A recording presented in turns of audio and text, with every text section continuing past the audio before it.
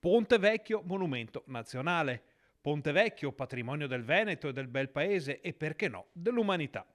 Tutto bene, tutto bellissimo, a partire dalla cartolina di Bassano, che scalda il cuore di migliaia di cittadini e visitatori. Peccato che il ponte, in quanto vecchio, pardon, antico, e in quanto monumento, abbia bisogno di una manutenzione ordinaria che di ordinario ha ben poco. Dall'ultimo restauro ci si è accorti che la vernice delle balaustre e delle colonnine scelta dalla sovrintendenza è sì più unica che rara per tono e calore, ma che si scrosta solo a guardarla. Figuriamoci a sopportare caldo, freddo, umidità e tutte quelle variazioni microclimatiche che la spaccatura fra altopiano e grappa porta in dote.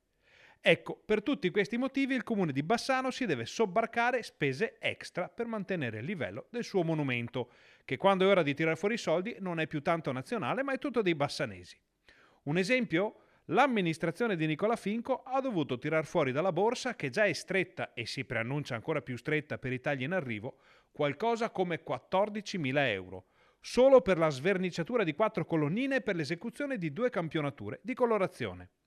Insomma, come dicevamo, manutenzione ordinaria che di ordinario ha ben poco, anche perché fra pochi mesi la situazione, come si è già visto in passato, tornerà a essere quella che tutti conoscono, con la vernice scrostata e pallida, cui vanno aggiunti gli sfregi dei vandali piccoli e grandi di turno.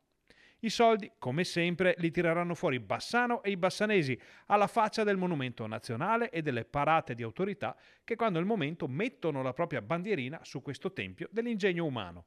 In qualche modo il comune li tira fuori quei 14.000 euro da moltiplicare per qualche anno nel futuro, ai quali vanno aggiunte le spese per ragnatele, pulizie e interventi straordinari di ogni genere.